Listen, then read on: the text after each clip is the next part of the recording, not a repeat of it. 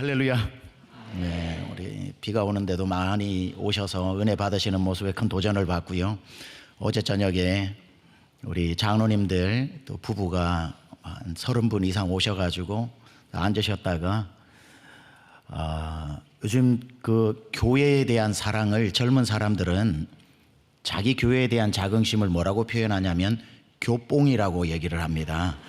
저희 장로님들이 그 교회에 대한 강남중앙침례교회, 줄여서 강중침에 대한 사랑이 어마어마하거든요. 저희 교회가 그 침례교 중에서는 장작교회로 많은 일을 감당을 하는데 우리 교회만 뜨겁고 좋은 줄 알고 이렇게 오셨다가 침례교를 책임지는 강중침보다 한국교회를 책임지는 영락교회의 뜨거운 모습을 보고 엄매의 기죽어 하시면서 어젯밤에도 카톡을 주시면서 너무너무 은혜 받아서 영락교회 그 80년 전통에 내려온 그 은혜가 어디 안 가고 참 많이 은혜 받았다고 지금 우리 장로님들 단톡방이 불이 났습니다.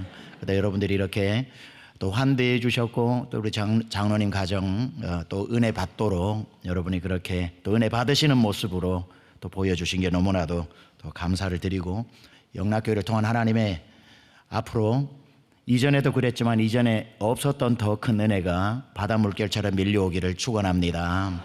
하나님이 우리를 쓰시기 위해서는 하나님께서 준비된 자를 사용하시는데 어떤 준비를 해야 되냐면 믿음의 그릇을 준비해야 됩니다. 그릇이 커야 담는 것도 크지 않겠습니까? 그래서 우리의 믿음의 크기가 30년 전에나 지금이나 똑같은 용량을 가지고 있다면 하나님의 계획이 아무리 커도 교회를 향한 여러분 개인을 향한 계획이 아무리 원대하시다고 해도 우리의 믿음이 그것을 담아낼 수 있는 용량이 되지 않으면 흘러버리고 말기 때문에 언제나 여러분의 믿음의 키가 자라고 믿음의 용량이 자랄 수 있기를 축복합니다.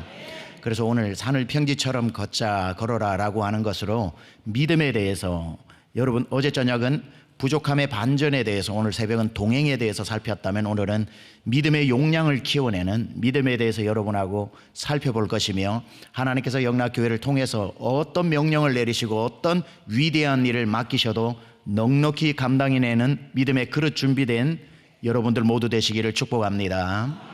여러분 우리가 인생을 살아갈 때에 흔히 쓰는 비유 중에 첩첩산중과 같다 이런 말을 많이 쓰죠. 우리 인생 앞에 닥치는 문제들이 적지 않습니다.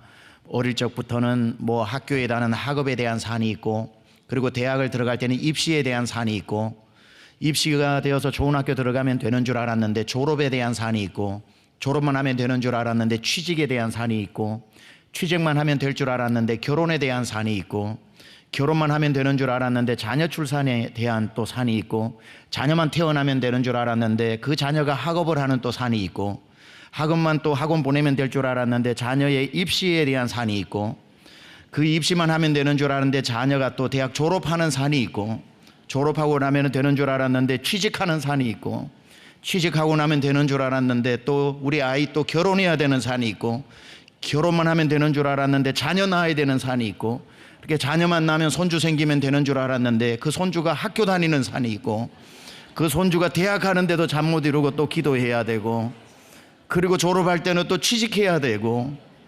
증손주까지 봐야 되고 요즘 운 없으면 120까지 산다는 말 있잖아요. 그러니 인생이 쳇바퀴 도는 것처럼 한 서클로 끝나고 그 다음에는 평생 나의 뭐 누리는 노후의 꿈이 이루어지면 모르겠는데 애써서 아이 키워가지고 결혼해가지고 시집장가 보내놨더니만 환하게 웃으면서 아기를 안고 집에 오면서 엄마 하고는 맡기고 자기들은 가버리면 30년 반복했던 거 그대로 또 반복하고 짧게는 2바퀴 돌고 오래 사시는 분은 3바퀴 돌면 주님 앞에 서야 되는데 이 산이 언제 우리 앞에서 사라지냐 이 말이죠. 그럴 때마다 산 앞에서 울고 입시 앞에서 울고 취직 앞에서 울고 뭐 또 그러다가 또 질병을 만나면 울고 그러다가 사업 안 되면 울어야 되고 울라치면 울 일이 산더미 같은 게 우리 인생 앞을 가로막고 있는 첩첩산중 아니겠습니까? 그래서 오늘 그 산을 어떻게 우리가 믿음으로 넘어가는지에 대해서 이제 더 이상 그런 산을 만나도 울 일이 아니라 그 산을 멋지게 넘어갈 수 있는 방법 여러분하고 성경 속에서 찾아보면서 나가려고 하겠습니다. 여러분 모두 산을 훌쩍 뛰어넘는 믿음 가지시길 축복합니다. 세계에서 제일 높은 산을 에베레스트라고 그럽니다. 영어로 everlast입니다. ever이라고 하는 뜻은 영원히라고 하는 뜻이고 last라고 하는 것은 지속되다 이 말이죠. 세상이 아무리 오래오래 역사가 되어도 everlast는 영원히 거기에 지속된다고 해서 그 높이를 세계에서 가장 높은 산의 이름이 everlast가 된 거죠. 별명이 뭐냐면은 신이 인간의 접근을 불허한 울타리를 쳐놓은 산, 이렇게 별명이 붙은 산입니다. 인간이 에베레스트 산을 정복한다는 게 불가능하다 이 뜻으로 그 별명이 붙여진 거죠. 그런데 놀랍게도 그 산을 정복한 사람이 있습니다. 1953년 5월 29일 영국의 원정대였던 에드먼드 힐러리 경이 셀파인 텐징 노르가이라고 하는 사람과 함께 두 명이 전 세계를 경악시키면서 인간은 오를 수 없다고 했던 에베레스트 산을 등정하게 됩니다. 그야말로 세상을 깜짝 놀래키면서 어떻게 인간이 에베레스트 저 높은 산을 오를 수 있을까라고 놀랐죠. 그런데 우리가 1953년도에 이 에드먼드 힐러리가 오른 것만 기억을 하는데 우리가 모르는 한 가지 일이 있습니다.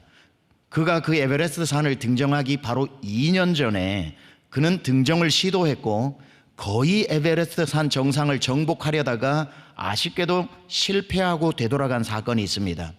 실패하고 난 뒤에 2년 후에 다시 정복을 하게 되었는데 오르게 되었는데 2년 전에 그가 정상을 눈앞에 두고 뒤돌아서면서 했던 유명한 말이 있습니다.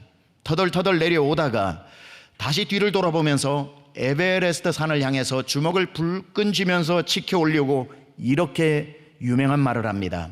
산아, 내가 반드시 다시 돌아와서 너를 정복하리라. 왠 줄 아니?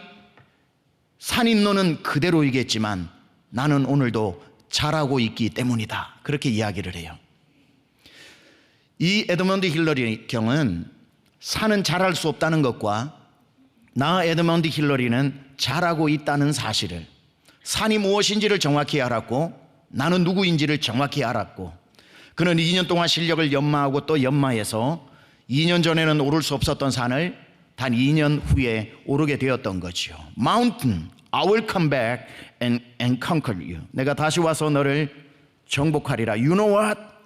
왜 그런 줄 아니? As a mountain you cannot grow, but as a human I can grow 라고 하는 유명한 말을 하죠. 여러분 그렇습니다. 우리 앞에 믿음이 적을 때는 조그마한 문제도 태산처럼 보여요. 이 산 어떻게 넘을까? 이 문제 어떻게 해결할까? 왜 내 앞에 이런 산이 있을까? 퍼즐고 앉아서 눈물 흘릴 밖에 없는데 믿음이 점점 자라고 믿음이 점점 자라다 보면 그 산이 그렇게 높지 않다는 것을 보게 됩니다. 산이 낮아질 게 아니라 내가 커지면 되는 거예요. 이런 경험들 있으시죠? 명절이 되어 태어나고 자랐던 시골에 내려갔다가 온 김에 근처에 있는 초등학교, 국민학교에 한번 보고 가자. 그리고는 어른이 되어서 초등학교를 가봤을 때 제일 놀라는 게 뭡니까? 손바닥만하게 작은 운동장 보고 놀랍니다. 그렇죠? 아니 가만 누가 운동장을 줄여놨어? 가만 보니까 운동장은 변한 게 하나도 없어요. 초등학교 시절에 운동장 달릴 때는 끝도 보이지 않던 그 광활했던 운동장이 어른 되고 가서 보니까 조그마한 손바닥만한 작은 운동장이었다는 것 때문에 깜짝 놀라는 경험들 한두 번은 해보셨을 겁니다. 놀던 놀이터를, 운동장 한켠에 있는 놀이터를 갔다가 깜짝 놀라게 됩니다. 그 높디 높아서 까치발 들고 폴짝폴짝 뛰어도 손끝도 잘 닿지 않던 철봉이 내 이마에 툭 하고 부딪히는 순간 뭐야 이거? 이렇게 낮았던 거야? 그 철봉은 그때나 지금이나 높이는 똑같은데 변한 건 철봉이 아니라 내 키가 큰 거죠. 뛰어놀던 그 높디 높은 학교 앞 산을 올라보는데 또 한 번 놀랍니다. 이게 산이 아니었네? 이게 동산이었잖아. 그때는 그렇게 높아 보이던 산이 오름직한 동산이 되어 있다는 것을 알게 됩니다. 그러나 그 산은 그때보다 더 높아지지 않았지만 내 키가 크고 보니 산도 낮아 보이고 철봉도 낮아 보이고 운동장도 작아 보이는 이유는 단 하나, 그가 변한 게 아니라 내가 변했고 내가 자랐기 때문에 상대적으로 모든 것이 쉬워 보이는 것 아니겠습니까? 처음에 믿음이 약할 때는 어느 하나 문제가 만만한 게 없고 다 어렵고 다 커 보이고 감당하기 버겁고 오르지 못할 산처럼 보였지만 믿음이 1년, 2년, 5년, 10년 되면서 머물러 있는 것이 아니라 자라기 시작을 하면서 믿음의 키가 자라고 믿음의 키가 자라고 믿음의 키가 자라면서 보니까 옛날에 넘지 못할 산도 오름직한 산이 되고 해결하지 못할 것 같은 문제도 해결할 수 있는 힘이 생긴 자기 자신을 발견하게 되는 거지요.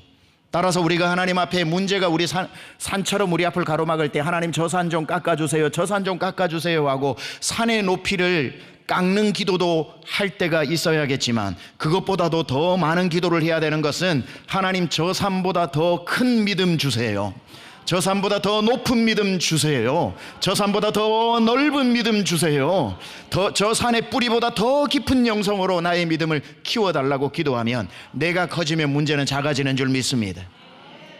이게 믿음의 신비고 이게 산을 넘는 믿음을 가지는 거지요. 산이 평지가 되는 게 아니라 산을 평지처럼 넘는 믿음이 더 중요한 거겠지요. 옛날에는 산이 산으로 보였으나 내 믿음이 크고 나면은 산이 평지인 줄로 알아.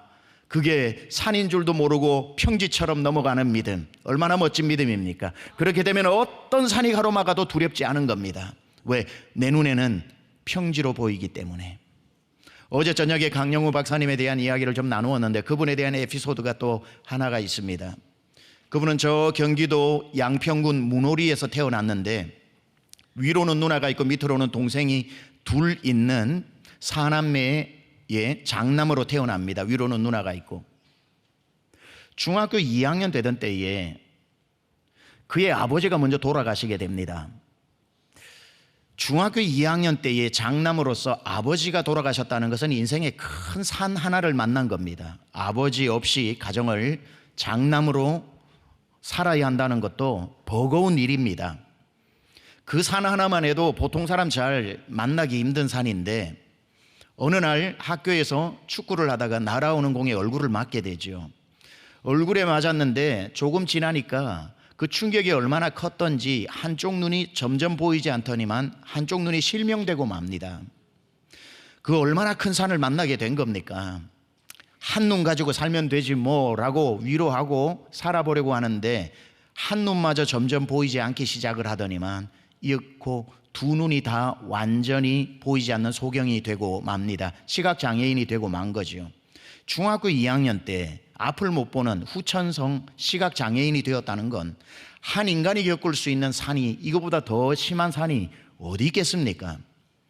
앞을 못 보는 것도 천추의 한이 될 만한데 또 하나의 큰 산을 만난 것은 눈에 넣어도 아프지 않는 내 아들이 시각장애인이 되었다는 소식을 듣자마자 어머니가 돌아가십니다. 충격을 받아 돌아가시게 되죠. 고아가 되고 맙니다. 아버지를 잃어버리고 어머니를 잃어버리고 난 뒤에 얼마나 큰 산을 그가 만났습니까? 이제 누나가 집안의 엄마 아빠 노릇을 하게 됩니다. 누나가 세 동생을 키워내는데 누난들 청소년기에 동생들을 무슨 힘으로 그 당시에 키워냅니까? 노력하고 애쓰고 하다가 그만 그 누나가 과로로 죽고 맙니다. 이제 더 이상 앞을 못 보는 형 오빠가 동생들을 돌보지 못해서 세 남매는 뿔뿔이 남의 집으로 흩어지게 됩니다. 그리고 강영우 학생은 고등학교에 맹인학교에 입학을 하게 되죠.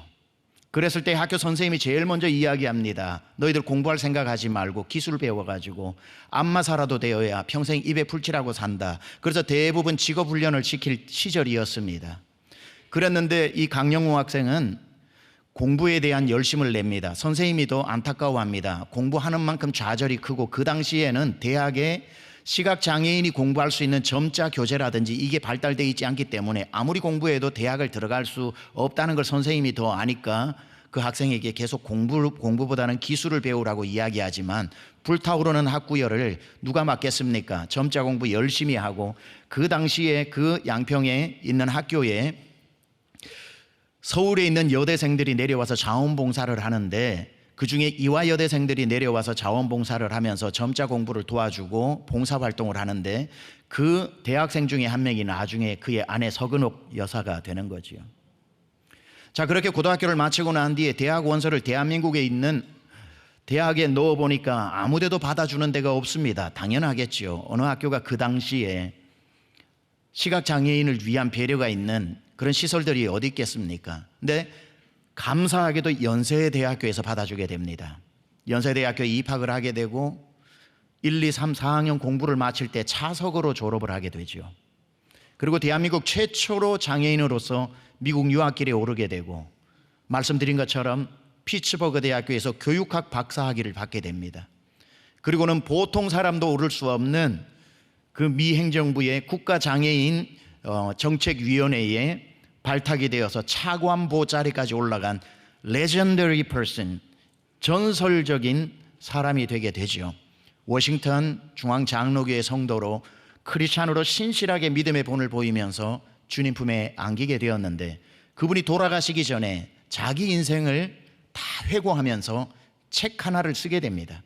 어릴 적부터 아까 제가 말씀드렸던 그러한 자기가 넘어온 산들, 그 자기 앞을 가로막았던 산들, 그 넘지 못했던 산들에 대한 간증들을 쭉 일대기로 쓰면서 자기 인생의 책 하나를 자서전으로 써내려가는데, 그 자서전의 제목이 뭐냐면은 우리가 오르지 못할 산은 없다라고 하는 제목의 책을 쓰게 된 겁니다. 돌아보니 내가 중학교 2학년 때부터 오를 수 있는 산 하나도 없어서, 아버지 돌아가시고 어머니 돌아가시고 앞을 못 보고 누나도 돌아가시고, 그리고 이 장애를 안고 뭐 하나 쉬운 일 없었지만 내 인생 다 지나고 보니 주님 나와 함께 하셔서 그 많은 산 못 오를 것 같았는데 주님과 함께하니 오르지 못할 산이 없었다고 이야기합니다. 그 책의 서문에 보면은 이런 이야기를 합니다. 나는 벼랑 끝에 서 있었다. 언제나 나의 인생은 벼랑 끝이었다. 언제나 벼랑 끝에서 조금만 밀면 떨어져 죽을 것 같은 그러한 내 인생이었다. 그때 벼랑 끝에서 나는 하나님께 기도했다. 하나님, 날 살려주세요. 하나님, 나 좀 살려주세요라고 하나님께 기도했더니 하나님은 날 살려주시지 않고 야속하게도 벼랑 끝에 서 있는 나를 밀어버리셨다. 벼랑 끝으로 떨어지는 순간에 나는 중요한 사실 하나를 알게 되었다. 나에게 날개가 있다는 것을. 하나님이 내 겨드랑이 밑에 날개를 달아주셨다는 것을 벼랑에 떨어지지 않을 때는 몰랐는데 떨어지고서야 알았다. 내가 날 수 있다는 것을. 하나님이 주신 날개를 가지고 날개짓을 하였더니 내가 창공을 날아오르는데, 그때부터 그 두려웠던 벼랑 끝과 그 절벽은 더 이상 벼랑도 절벽도 아니라 어디든지 날아갈 수 있는 창공이 되어 주었다. 우리 미국까지 날아가고 보통 사람이 할 수 없는 자리까지도 올라갔던 것은 자기의 힘이 아니라 하나님께서 달아주신 그 날개를 가지고 오르지 못할 산이 없었다는 거지요. 저마다의 나름대로 여러분만의 살아온 인생을 보면 넘기 힘들었던 산들이 있을 겁니다. 어떻게 넘어왔나 아찔한 순간도 있을 겁니다. 연세 많으신 분들은 이 대한민국의 질곡의 역사와 함께 걸어왔기 때문에 살아있는 게 기적인 분들도 있을 겁니다. 못 넘을 것 같았는데 돌아와 보니 그 하나님의 시마다 때마다 베풀어 주시는 은혜 때문에 이곳까지 오게 된 줄 믿습니다. 하나님은 우리를 절벽에서 밀어버리는 그러한 야속한 분이 아니라 절벽에서 뛰어내리는 그 절체절명의 순간에 오히려 하나님이 나에게 무엇을 주셨는지를 알게 되는 기회가 되고, 제가 미국에서 이제 목회를 하고 오랫동안 살았기 때문에 달라스에 있다가 미 50개 주의 여러 교회에 제가 집회 요청을 받아서 비행기를 타고 갈 때 뉴욕, 뉴저지에서도 집회를 많이 하게 됩니다. 그러면은 DFW 공항에서 비행기를 타고 존 F 케네디 공항에 랜딩을 하기 위해서 가다 보면 다 항로가 그런 건 아니지만 어떤 기종에 따라서 맨하탄 위를 선회하고 난 뒤에 존 F 케네디 공항에 랜딩하는 경우가 많이 있습니다.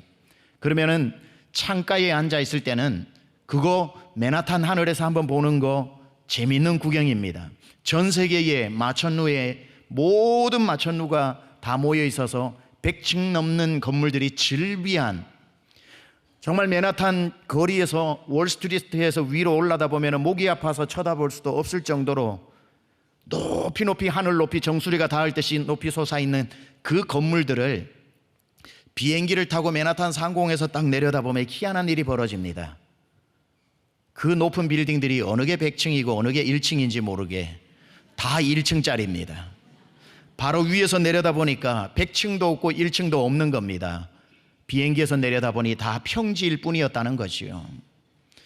여러분, 우리가 하나님 없이 우리 인간의 눈으로 보면 다 산이고 다 잘난 사람이고 다 높은 사람이고 다 높은 문제고 다 오르지 못할 만큼 기가 막힐 높은 산들이어서 아이고야 하고 주저앉아 한숨밖에 안 나오지만, 하나님의 날개를 달고 하나님의 눈으로 믿음에 그 날개를 달고 날아올라서 하나님의 눈으로 내 문제를 보면 다 평지처럼 보이게 되는 것입니다.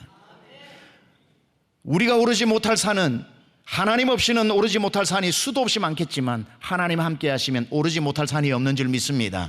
그래서 산이 낮아질 게 아니라, 여러분, 이런 부흥회를 하는 이유도 한 가지입니다. 여러분의 믿음의 키를 키우는 겁니다. 하나님 부흥회 하기 전과 이 산상기도회 한 후에 내 믿음의 키가 5cm, 10cm, 15cm, 20cm라도 자라게 하여 주옵소서. 날마다 주 안에서 자라가라고 했지 않습니까? 너희는 믿음의 키가 머물러 있으라고 하는 성경 구절이 없어요. 너희는 자라가라. 주 안에서 자라나라. 주 안에서 자라가라. 우리가 자라면 문제들은 저절로 평지가 될 줄 믿습니다. 오늘 저와 여러분이 읽었던 하박국 3장 16절에서 19절까지의 내용을 조금 설명을 드릴까 합니다. 여기 성지순례 다녀오신 분들도 많이 있으시리라고 생각을 하는데, 예루살렘 성지 구경을 마치고 난 뒤에 여리고 쪽으로 내려가면 사해 쪽으로 가게 됩니다.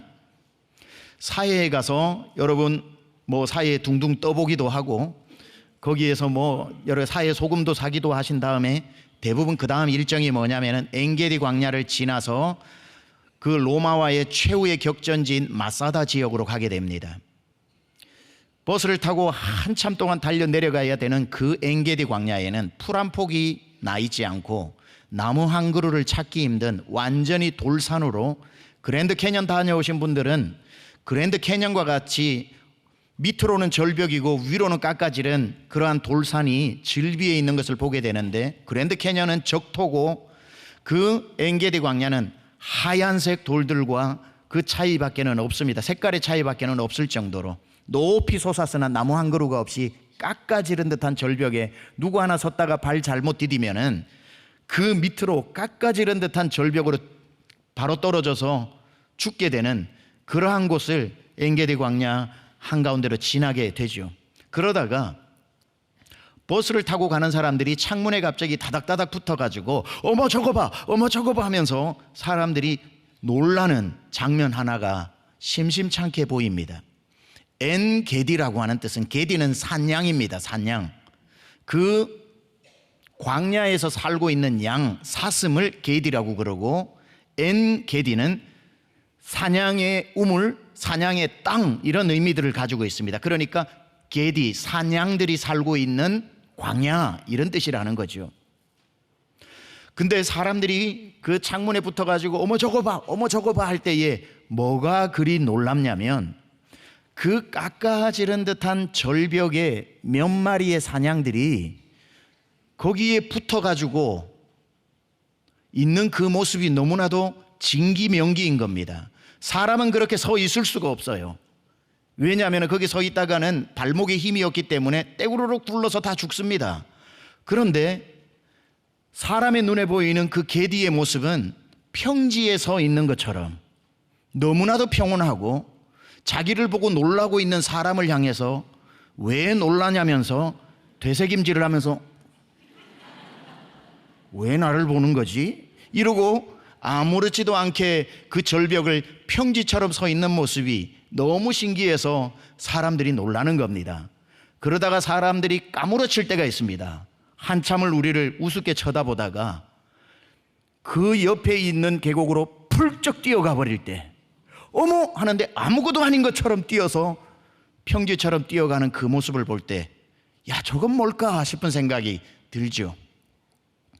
그것은 우리 인간의 발꿈치에 있는 근육과 사슴의 뒷근육이 달라서 그래요.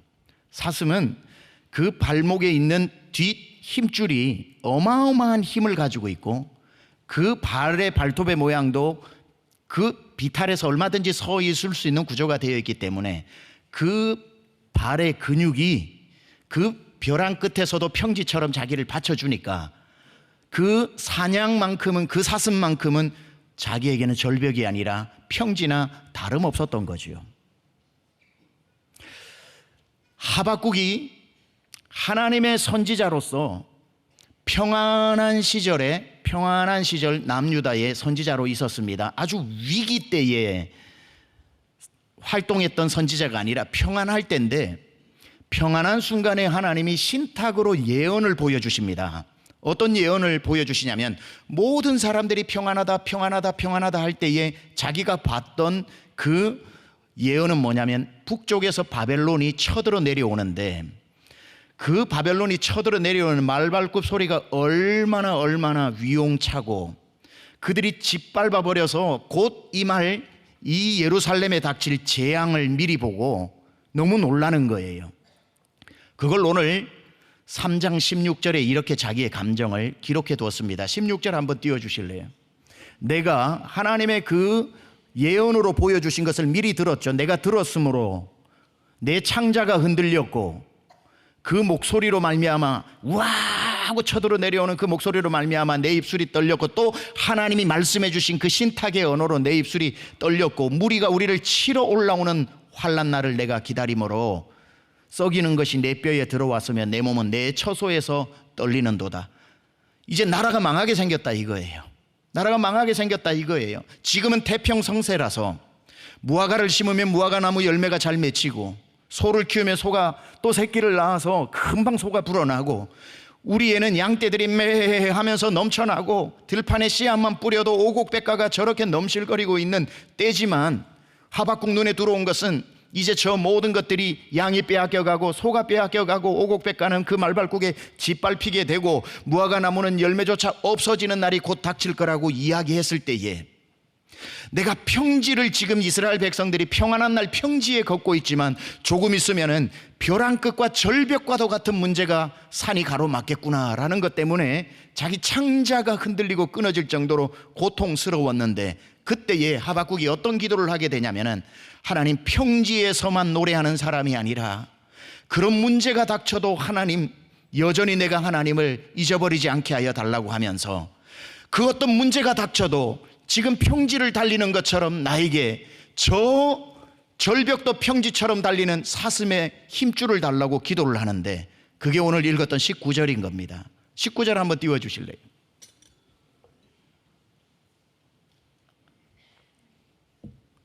주 여호와는 나의 힘이시라. 하나님이여, 나의 발을 저 사슴과 같게 하사 나를 나의 높은 곳으로 평지처럼 다니게 하시리로다. 그 기도를 하는 거예요. 하나님, 내 믿음의 근육이 평안한 날에만 뛰는 근육이 아니라 저 바벨론이 쳐들어와서 내 모든 것이 사라져서 내 앞에 에베레스트 같은 문제가 가로막고 있어도 내 믿음의 근육을 저 사슴의 근육처럼 하여 주셔서 그 산도 평지처럼 뛰어다니는 그 힘줄을 달라고 말하면서, 그 힘줄이 누구라고 말해요? 주 여호와는 나의 힘이시라. 여러분, 하나님이 여러분의 힘줄인 줄 믿습니다. 하나님이 여러분의 힘인 줄 믿습니다. 어떤 문제가 있어서 평지에서만 노래하는 여러분이 아니라, 마귀가 와서 또는 하나님이 시험을 주셔서 여러분의 근력을 키우기 위해서 산을 가로막고 있을 때에 산 앞에 울지 말고 이렇게 기도해야 되는 겁니다. 하나님이여, 나에게도 사슴과 같은 근육의 힘줄을 주사, 하나님이 나의 힘이 되사 저 높은 곳을 높은 줄도 모르고 뛰어다니는 사슴처럼 나도 뛰어다니게 하여 주옵소서. 이게 신앙인 겁니다. 평지에서 찬양하고 산 앞에서 원망하는 건 신앙이 아니에요. 여러분, 평안한 날에 하나님 찬양 안 하는 사람이 어디 있습니까? 여러분, 이런 말이 있습니다. 우리의 신앙은, 호수의 비유를 할 때 이런 말이 있어요. 제가 더워서 땀 흘리는 게 아니라 원래 땀이 많습니다. 원래 땀이 많고요. 이 땀 때문에 저는 목회에 너무 도움이 됩니다. 왜냐하면 우리 성도님들이 제가 원래 땀이 많은데도 열심히 한다고 그래요. 이게 얼마나 우리 목사님은 땀 흘리면서 설교한다고 그래요. 원래 나는 줄도 모르고. 군대 입대했을 때도 제 친구가 저 김해에 온 최아무개고, 저는 울산에서 온 최아무개, 둘이가 있는데 그 친구는 농사 짓다고 하고 저는 대학 다니다가 왔는데, 삽질을 하면 그 친구는 농사 짓다고 오니까 땀이 하나도 안 나요. 1시간 삽질을 해도. 저는 5분만 해도 땀이 나요.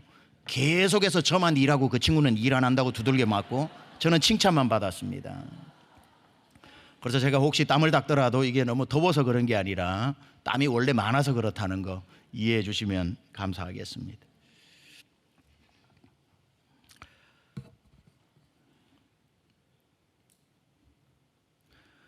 호수의 깊이는, 이런 말이 있습니다. 호수의 깊이는 홍수 때 하는 게 아니라 가뭄 때 하는 것이라 그래요. 오늘처럼 비가 40주 40야를 내려서 호수에 물이 가득하면 얕은 호수도 가득할 테고 깊은 호수도 가득할 테니까 저 호수가 얼마나 깊은지 아무도 몰라요. 저 호수의 깊이가 얼마나 깊은지는 홍수 때가 아닌 가뭄이 되어 보면 물이 빠지고, 또 가뭄이 되면 물이 빠지고, 가뭄이 되어 물이 빠질 때 금방 바닥을 드러내는 호수가 있는가 하면 아직도 밑이 보이지 않고, 아직도 밑이 보이지 않고, 아직도 밑이 보이지 않았을 때 사람들이 뭐라고 얘기합니까? 저 호수가 저렇게 깊었던 거야, 이러죠. 우리의 신앙은 무화과도 잘 되고 씨앗을 뿌리면 자기가 알아서 막 자라고, 1호점을 냈는데 지가 알아서 10호점까지 열리게 되고, 입사를 했는데 알아서 승진하게 되고, 상무 전무까지 그냥 고속 승진하고, 그럴 때 하나님 찬양 안 하고 헌금 안 하는 사람이 어디 있고 봉사 안 하는 사람이 어디 있겠습니까? 평안한 날의 믿음은 믿음을 다 모른다 이 말이죠. 그 믿음도 귀한 믿음이지만 진짜 우리의 믿음은 산을 만나봤을 때, 무화과 열매가 풍성할 때 우리의 믿음이 아니라 그 많던 무화과 나무가 어느 날 하나도 없어졌을 때, 그래도 여전히 난 여호와로 기뻐하고 구원의 하나님으로 인하여 즐거워할 수 있는 믿음이 있는지, 와 무화과다라고 춤추던 그 춤이 무화과 나무가 하나도 없어졌을 때에도 약간 당황하다가 정신 차리고 다시 추던 춤을 멈추지 않는 믿음, 그게 진짜 믿음인 거지요. 평안하고 기도하는 것마다 응답되는데 누가 그 사람의 믿음이 좋다고 할 수가 있겠습니까? 믿음은 그럴 때 보이는 게 아니거든요. 신앙생활 하다 보니까 믿음 앞에, 산 앞에 딱 세워보면, 문제의 산 앞에 세워보면 믿음이 적나라하게 드러납니다. 문제가 딱 있으면 두 부류로 나뉘어져요. 그때야 비로소. 한 사람은 문제 앞에서 이렇게 얘기합니다. 하나님 계신데 왜 이런 문제가 있어? 하나님 계신데 왜 이런 문제가 나한테 닥쳤어? 하나님 믿어봐야 소용없네 하고 문제 때문에 하나님과 멀어져 버리는 사람이 있어요. 그런데 문제가 닥치면 이렇게 말하는 사람이 있어요. 똑같은 문제인데도, 이런 큰 문제 만났는데 하나님 안 계셨더라면 어떡할 뻔했어. 그리고는 오히려 하나님께 더 바짝 가까이 가서 기도하는 사람이 있더라는 것이요. 문제를 만나보면 하나님과 멀어지느냐 하나님과 가까워지느냐, 그때 판가름이 나는 거예요. 계속 내가 하는 것마다 잘 되는 무화과 나무가 많고 포도나무가 주렁주렁한데 그 믿음이야. 어린아이 믿음도 찬양 안 하겠습니까? 헌신 안 하겠습니까? 봉사 안 하겠습니까? 주를 위해 충성 안 하겠습니까? 그것도 귀하지만 그게 다가 아니라는 거지요. 우리가 바다에 배를 띄우고 평안한 바다에 배를 띄우고 갈 때에 하나님께서 평안한 순풍을 주시고 잔잔한 파도를 주셨을 때 노래 안 하는 사람 어디 있습니까? 소원의 항구까지 가려고 하는데 하나님 순풍 주시니 감사하고 나에게 잔잔한 바다 주셨으니 감사합니다. 그 찬양은 어제 예수 믿은 새 가족도 하는 찬양이에요. 그런데 갑자기 노도가 일어나고 순풍이 아니라 역풍이 불어오고 노를 저어도 정말 앞으로 가지 못할 것 같아서 인생에 문제가 닥쳤을 때에, 그때야 비로소 배 안에 있는 사람이 하나님 계신데 왜 이런 일이 일어났어 하고는 뱃머리를 돌려버리는 사람이 있는가 하면, 이러한 문제를 만났는데 하나님이 이 배 안에 안 계셨더라면 어떡할 뻔했어 라고 하나님을 의지하다 보니까 조금 있으니까 어떤 일이 일어나냐면, 이 파도는 내 앞길을 막는 파도가 아니라 소원의 항구로 빨리 가라고 밀어주는 파도라는 것을 알고, 고요한 바다로 저 천국 향할 때 주 내게 순풍 주셔서 감사하고 배를 띄웠는데, 큰 물결이 일어나 나 쉬지 못할 때에, 근데 나중에 보니까 이 풍랑으로 인하여 아멘, 더 빨리 갑니다. 아멘, 아멘. 풍랑으로 인하여 더 빨리 가는 거 아닙니까? 너무 급하게 하나님하고 등 돌리면 손해봅니다. 조금 기다려보면 이 풍랑으로 인하여 더 빨리 갑니다. 우리 주님이 어떤 분이신데 우리가 주님과 등을 돌려요? 손해가, 그만한 손해가 어디 있어요? 여러분, 투자해가지고 몇 배로 손해보는 게 손해가 아니에요. 주님과 멀어지는 게 손해지. 문제 앞에서 주님 앞에 서운해가지고 탁 돌아서는 것만큼 인생에 큰 손해가 어디 있습니까? 주님이 나의 힘이시고 산성이시고 피할 바위시고 환난 날에 만날 도움이신데 주님 없이 살자 하시니 어디 있습니까?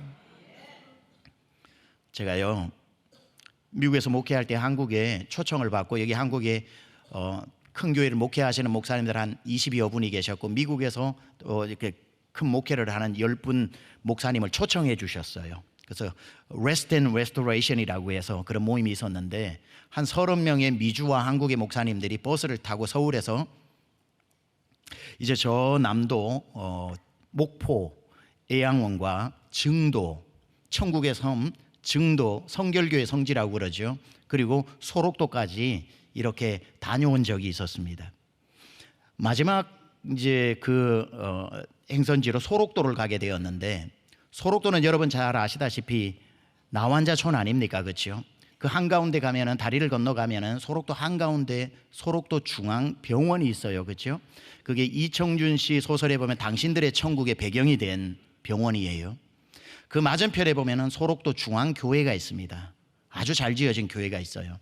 거기 안에 들어가면은, 지금은 모르겠습니다만 그때는 그 마루로 쭉 되어져 있는 넓은 예배당이었고 목조 건물입니다. 30명의 목사님들이 이렇게 앉아 있고, 거기 한 70 정도 되어지시는 그 남자 전도사님께서 전체 관리를 하고 말씀도 전하고 그러시는 분이신데, 그분이 이제 소록도의 역사와 교회의 역사를 소개해 주시는데, 아주 두꺼운 돋보기 안경을 끼셨고, 사투리는 저보다 훨씬 더 경상도 사투리가, 진한 사투리를 쓰시면서 이야기를 해 줍니다. 그분 그대로 제가 할 수 있으면 한 흉내 내볼게요. 그분도 그 한센병 환자셨습니다. 그러니까 눈썹도 없고 코도 내려앉았고 입술도 흔적만 있고 그러셔요. 돋보기 안경 가지고 난 뒤에, 여러분 잘 오셨습니다. 이 예배당이 크지요? 여러분, 이 소록도는요, 인간 막장들이 오는 데입니다. 다 문디들이 오는 거 아닙니까? 문둥병이 참 고약합니다. 한 집안에 누가 암 걸린 환자가 있으면 다니던 직장도 그만두고 그 사람 낫게 하려고 온 좋은 병원 찾아다니면서 기어이 낫게 하고 그러는데, 이 문디병은 걸리기만 하면 부모도 자식을 버리는 기라요. 우리 교회 여집사님이 처녀 때 20살 넘어갈 때 저 경상도 여잔데 이 문디병이 걸렸는데, 20살이 문디병 걸렸으니 그게 얼마나 슬프고 얼마나 마음이 아팠겠습니까? 자기 인생 다 끝났다 싶어서 방에서 하루 종일 울고 밤이 되었는데도 밖에 못 나가고 있는데, 자정쯤 되는데 부엌에서 무슨 소리가 자꾸 나서 무슨 소린가 싶어 나가봤더니만 아버지가 딸 죽인다고 칼 갈고 있더랍니다. 놀래가지고 뒷산으로 도망을 갔는데, 거기까지 엄마가 쫓아와가지고 딸을 붙잡고 하는 말이 집에 가자 하는 게 아니라 보자기에 쌀 한 대박을 가지고 와서 품에 주면서 멀리 멀리 가래, 멀리 멀리 가래, 너가 아버지 안 보이는 대로 가래. 엄마도 딸을 버리더랍니다. 부모가 버려놨는데 어느 누가 맞이해 줍니까? 물어 경상도에서 문디들만 모여 산다는 소록도까지 오게 된 거 아닙니까? 다 부모 친척 가족에게 버려서 막장들이 오는 데입니다. 근데 이 사람들이 여기 와가지고 요 옆에 있는 섬 하나가 더 있는데 거기만 갔다 오면 인생이 다 바뀌어가지고 예수님을 믿는 기라요. 예수님을 믿는데, 이 예배당을 왜 지었는지 아십니까? 문디들이 다 지었는데, 이거 지을 때 그분이 그래요. 이거 지을 때 대한민국에서 이제 이 얘기 여기서 나오네요. 영락교회 본당 다음으로 큰 본당입니다. 그래요. 그분이. 여러분이 예배당 지으실 때 대한민국에서 제일 큰 예배당이었거든요. 두 번째로 그때 소록도에 있는 그게 영락교회 다음으로 큰 예배당 아닙니까? 남자들이 산에 올라가서 나무를 헤우는데 이 손이 어디 있습니까? 다 날아가고 없는데 여기에 톱을 달아가지고 끈을 묶어가지고 그래 베가지고 몸으로 밀어내려가지고 온 나무에 피가 다 묻어 있었습니다. 안학내들은 소록도 저 해변에 내려가서 모래를 퍼와야 되는데 이 손이 없으니까 여기에 숟가락 국자를 묶어가지고 그래 마대자루에 얹어서 그래 날라가지고 모래로 나무로 해가지고 이거 지은 거 아닙니까? 문디들이 지은 거라요. 예배당 참 잘 지었지 이렇게 이야기를 합니다. 요 소록도 옆에 희한하지요. 부모도 버리고 인간 막장으로 왔다가 소록도 옆에 있는 섬만 갔다 오면 그래 변하는 기라. 그 섬 이름도 찌라도라는 섬인데 목사님 기왕 소록도도 오는 거 어려운데 오신 김에 내 주소 가르쳐 드릴 테니까 찌라도 갔다 오실 겁니까? 오, 너무 반가운 소식이죠. 예, 그러니까 그러면 찌라도 주소 가르쳐 드릴 테니까 꼭 한번 다녀가이소. 받아 적으세요. 그러더라고요. 그래서 종이를 내고 적는데 자 주소 갑니다. 하박국 그래요. 하박국 3장 17절 그게 주소입니다. 그러더라고요. 예, 그러니까 거기에 섬이 나오더라고요. 17절 한번 띄워주실래요? 같이 읽어봅니다. 시작. 비록 무화과 나무가 무성하지 못하며 포도나무에 열매가 없으며 감람나무에 소출이 없으며 밭에 먹을 것이 없으며 우리의 양이 없으며 외양간에 소가 없을지라도 여기에 나오는 거예요. 지라도가 섬이. 그분이 이제 경상도 분이니까 지라도 안 그러고 찌라도라고 한 거죠. 찌라도. 여기에 섬이 나오는 거예요. 주소가. 지금도 소록도 가면은 그분들이 만들어서 찌라도라는 찬양을 만들어서 부르고 있어요. 지금. 저게 무슨 의미인 줄 아세요? 부모도 버렸는데 소록도에 와서 예수님을 그 교회에서 만난 거예요. 그러다 보니까 예수 만나고 나니까 그게 이제 찌라도라는 말인데 어디에 있는 섬 이름이 아니라 예수 만나고 만난 성경 안의 섬 찌라도 이겁니다. 주님 만나고 보니 내 다시 살아 생전 고향으로 가 우리 엄마 아버지 얼굴 못 보고 죽을지라도 어릴 적 뛰어놀던 내 그리운 친구 얼굴 한번 못 보고 여기서 죽을지라도 내 몸에 났던 이 병 살아 생전 낫는 거 못 보고 죽을지라도 나 이곳까지 와서 더 좋은 예수님 만났으니 난 여호와로 인하여 즐거워하고 구원의 하나님으로 인하여 기뻐하리로다. 내 몸 들여 주님 만났으니 이것보다 큰 복 어딨냐고. 남자들은 톱을 발목에 묶어 나무를 자르고 안학내들은 숟가락을 발목에 묶어 모래를 퍼와서 결국은 그 하나님의 집을 지어내더라는 거예요. 이게 지금 이야기하는 하박국의 믿음이고 산을 평지처럼 산인 줄도 모르고 힘든 게 힘든 줄도 모르고 문제가 문제인 줄도 모르고 파도가 파도인 줄도 모르고 늠름하게 사슴의 힘줄로 뛰어다니는 하박국도 그 힘줄을 달라는 거예요. 하나님 지금은 평안하니까 제가 노래하지만 하나님 내게 저 사슴과 같은 힘줄을 주셔서 바벨론이 쳐들어왔을 때에도 내 믿음 변치 않게 하여 주옵소서. 지금은 저렇게 무화과가 무성하지만 어느 날 저 무화과가 다 도둑질 당해도 여호와로 인한 즐거움과 구원의 즐거움을 빼앗기지 않게 하여 주옵소서. 우리의 믿음이 이 믿음까지 나가면 모든 것이 평지처럼 보이는 거예요. 모든 것이 평지처럼 보이지 않겠습니까? 목사는 목사라서 믿음이 저절로 좋은 게 아니라 목회를 하다 보면 여러분은 목사님 그리고 주의 종들을 위해서 또 믿음을 배우기도 하지만 목회하다 보면 제가 우리 성도님들에게 배우는 믿음이 너무나도 커요. 깜짝 목사를 놀라게 하는 믿음이 있습니다. 미국에서 교회를 개척하고 얼마 되지 않아서 작은 한 3, 40명 모일 때였는데요. 저희 교회에 권사님이 한 분 계셔요. 그 권사님의 이야기 제가 다 허락받고 제가 썼던 책에도 들어있어서 편하게 이야기합니다. 그분이 한국에서 좋은 학교를 나오시고 그리고 어떤 무역회사에서 일을 하고 있던 중에 아버지도 그 일제시대 때에 와세다 대학 나와서 법조인 집안이고 그 딸이 눈에 넣어도 아프지 않은 금이야 오기야였는데 그 무역회사가 이거 외국인 상대로 하다가 한국에 온 주한미군 남자를 만나서 사귀게 된 거예요. 그래서 국제 결혼을 하고 남편 따라 미국으로 가기로 해서 부모님께 허락받으러 가니까 눈에 흙이 들어와도 너 외국인하고 결혼 못한다.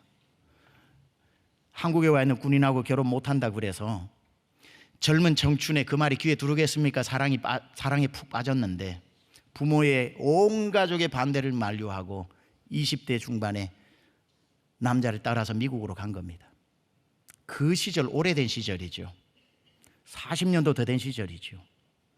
그렇게 비행기를 타고 로스앤젤레스 공항에서 내렸는데 로스앤젤레스가 아니라 비행기를 또 갈아타는데 저 달라스 공항으로 가는데 달라스 텍사스의 공항에 하고 거기서 끝이 아니라 내려서 저 루이지애나까지 열몇 시간 운전해서 들어가는데 루이지애나의 그 알라바마 루이지애나 그쪽에 깊이 가도 끝이 없는 시골 마을로 들어가 가지고 도착해 보니까 아주 시골에 가게 됐는데 남편하고 자기밖에 없는데 가보니까 생각했던 거하고는 남편이 이야기했던 거하고는 완전히 하늘과 땅 차이인 겁니다.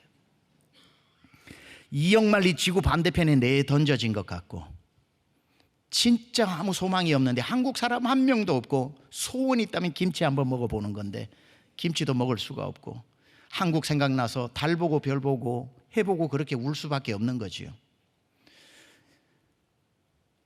그런데 이거 한국 사람이 그리워서 견딜 수가 없어서 수소문하고 해봤더니만 한 5시간 떨어진데 한인교회가 있는 거예요.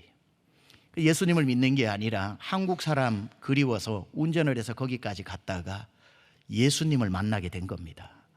예수님을 영접하게 된 거죠. 그러면서 생활력이 전혀 없는 남편 집에 그냥 있는데 이 정말 다리도 그 학다리 아시죠? 학다리 그냥 가늘어요. 이분은 그냥 훅 불면 넘어갈 것 같은 천연 너무 연약한 여성인데 미장원 기술을 배우고 그리고 호텔 청소를 하는 그게 얼마나 힘든지 몰라요. 투잡을 뛰면서 가정을 부양합니다.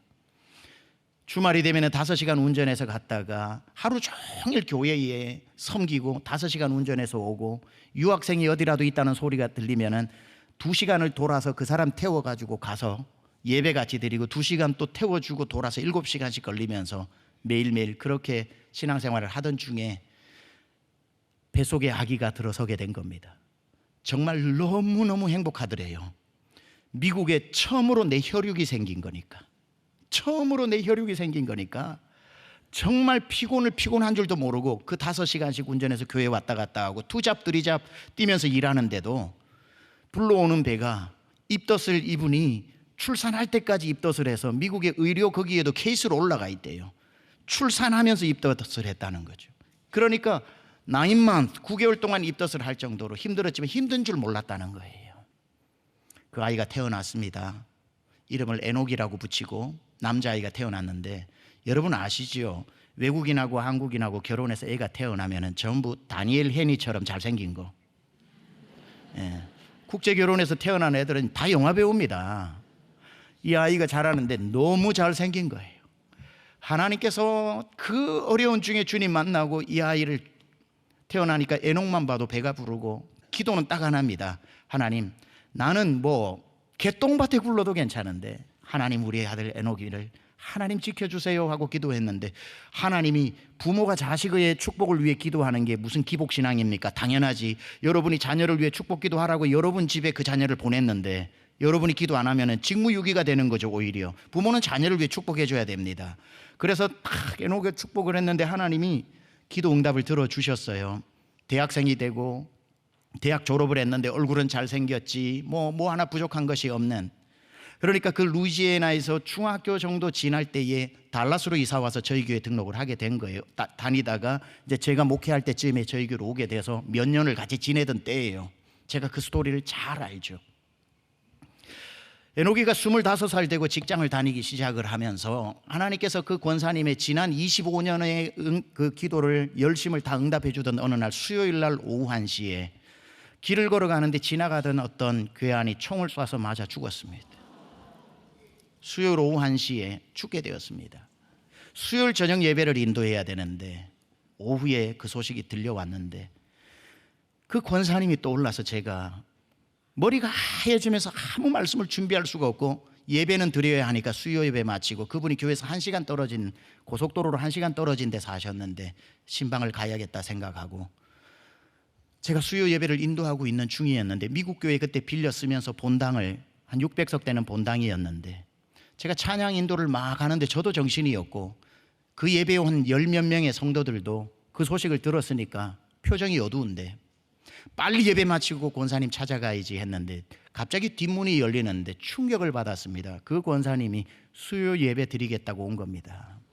찬양 인도를 하는데 제가 마음에 부하가 날 정도로 하나님한테도 서운하고 저분의 기도가 무슨 욕심의 기도도 아닌데 그 하나도 안 들어주시나 싶어서 그 마음이 느껴져서 근데 또 한 마음이 아니 오늘이 어떤 날인데 또 저기 오시는 거야. 계시면 우리 성도들 달려갈 텐데 그분은 항상 맨 앞에서 두 번째 자리에 앉아요.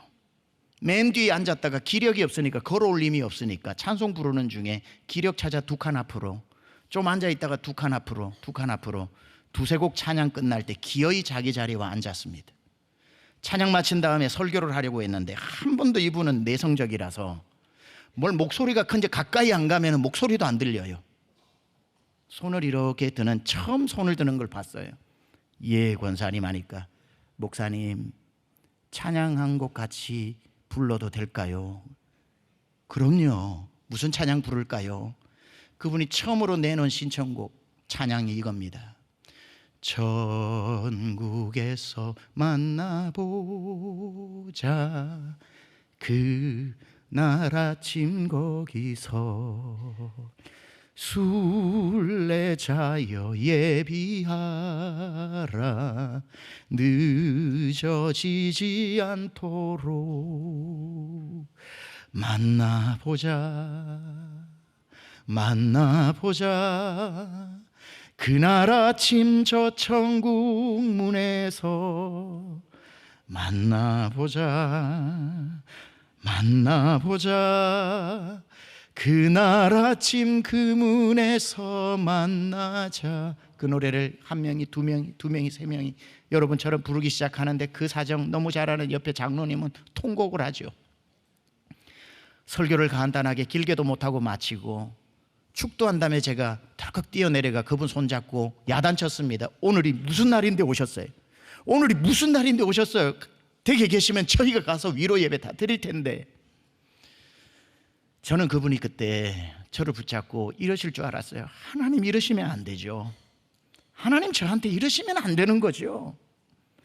이 기도가 무슨 사치의 기도도 아닌데 목사님 하나님 나한테 이러면 안 되는 거 아니에요 라고 할 줄 알았는데 자기 아들 죽은 그 시간 6시간도 채 안 지난 그때 그분이 제가 오히려 화내서 타박하니 뭐라 그러냐면 목사님 에녹이 천국 간 건 천국 간 거고요. 수요일은 내 영원히 하나님하고 약속한 선약이에요. 우리 에녹이 천국 간 건 천국 간 거고요. 수요 예배는 내가 하나님하고 약속한 선약이에요. 정말 아무 일이 무슨 일이 있었었나 싶을 정도로 에녹이 자기가 자랐던 루이지애나 열몇 시간 가서 장례 치르고 온 다음에 그 다음 주부터 다 무슨 일이 있었는지 아무도 모를 정도로 여전히 그 봉사, 여전히 그 시간, 여전히 그 표정으로 주를 제가 한국 올 때까지 변함없이 섬기는 그분의 모습.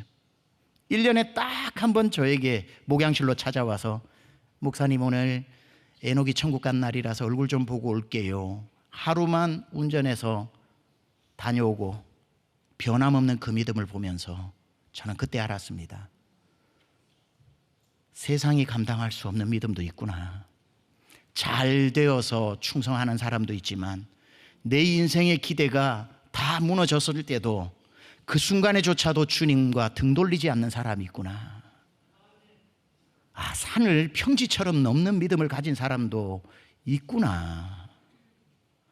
욥과 욥의 아내가 믿음이 똑같다고 박수쳤어요. 동네 사람들이. 저 부부는 믿음이 누가 더 좋은지 누가 나쁜지 모르겠어.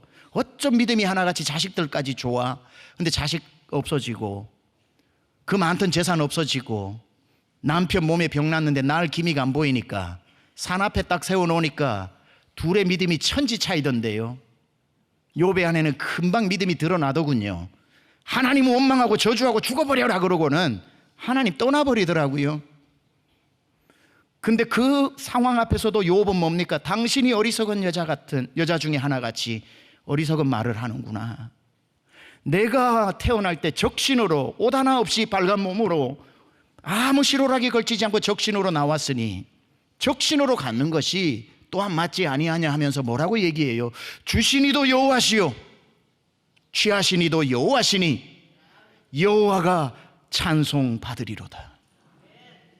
이게 무화과 나무 있을 때 박수치고 춤추던 것과 어느 날 가보니 그 무화과 깡그리 사라졌을 때에 당황스럽긴 하지만 잠시 당황하다가 이내 정신 차리고 하나님 앞에 추던 춤을 멈추지 않고 부르던 찬양을 멈추지 않고 섬기던 봉사를 멈추지 않는 그 믿음이 찌라도의 믿음인 것이고 사슴의 힘줄을 가진 믿음이라서 평지도 평지처럼 뛰고 산도 평지처럼 뛰어가는 믿음 아니겠습니까? 오늘 여러분과 읽었던 스가랴 말씀으로 마무리하면서 나누려고 합니다. 이스라엘 백성들이 바벨론의 포로로 잡혀갔어요. 하박국이 염려했던 그 일이 일어나서 바벨론으로 포로로 잡혀가고 70년이 지나자 바벨론이 메데 바사 왕국이 되고 메데 바사 왕국이 페르시아 바사 왕국이 되면서 고레스가 왕이 됩니다. 그때가 70년이 되던 때였고 느헤미야 예레미야의 예언처럼 70년이 되었고 다니엘이 그것을 기억하여 또 칙령을 같이 쓰면서 하나님이 고레스를 감동해서 페르시아 제국이 얼마나 큽니까? 그런데 그 미국 대통령만 돼도 한국 대통령만 돼도 처음에 국민 담화문을 할 때에 얼마나 중요한 나는 정치를 이렇게 할 것이고 국방을 이렇게 외교는 민생은 이렇게 할 것이라고 해야 되는 그때에 페르시아 그 어마어마한 제국의 첫 번째 임금인 고레스가 왕이 되면서 첫 번째 칙령을 발표하게 되는데 온 페르시아 제국의 백성들은 들어라 하면서 말도 안 되는 한마디를 해요. 지금부터 70년 전에 저 이스라엘에서 포로로 잡혀온 페르시아에서 새끼 손톱만큼도 크지 않은 70년 전에 와서 잊혀져 버린 민족 이름을 얘기하면서 그들을 고토로 돌려보내고 무너진 성전을 재건하게 하라. 가져온 모든 은금을 되돌려 줄 것이며 성전을 지을 때 필요한 모든 기물을 더하여 주거라. 이 말을 합니다. 페르시아의 황제가 그 말을 해요. 하나님이 아니고는 나올 수 없는 말이죠. 그러면서 그 책임을 누구에게 맡기냐면 스룹바벨이라고 하는 사람을 불러 총독을 맡깁니다. 스룹바벨은 70년 전에 포로로 잡혀온 그때 있었던 사람이 아니라 바벨론 포로기에 태어난 포로 2세입니다. 그러니까 젊죠. 그를 감독으로 세워가지고 고레스가 이야기합니다. 스룹바벨아, 너의 백성들을 다 원하는 만큼 불러서 네가 진두지휘하여 금은 기물을 가지고 가서 무너진 성전을 재건하라. 그랬을 때에 스룹바벨이 얼마나 두려웠겠습니까? 생각해 보세요.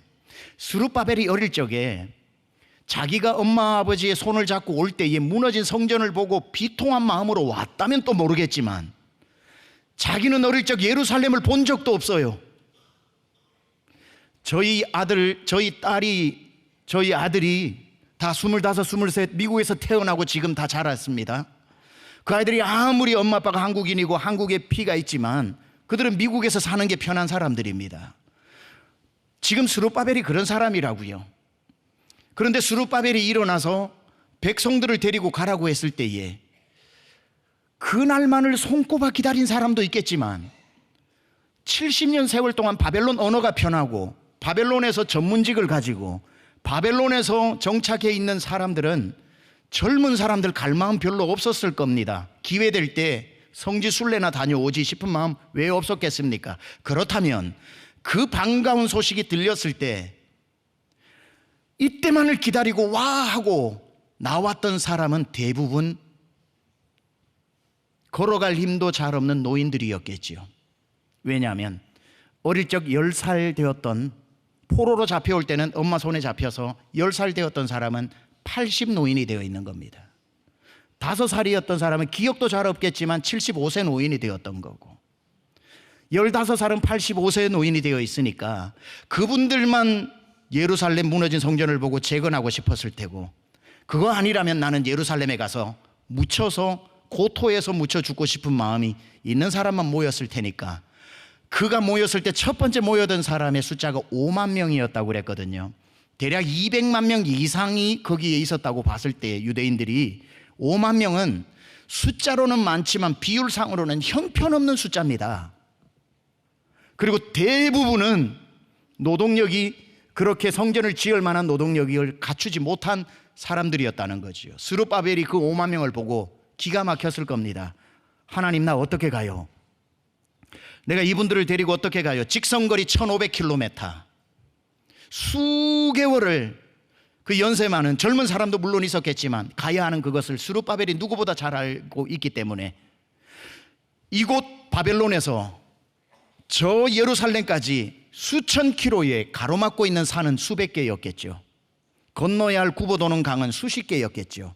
발 없는 말 천리 간다고 해서 금은 보화를 가지고 간다는 소식을 듣고 산 너머에서 산 뒤에서 화살을 겨누고 약탈하려고 하는 노략군과 전쟁해야 될 건 수십 수백 건이겠죠.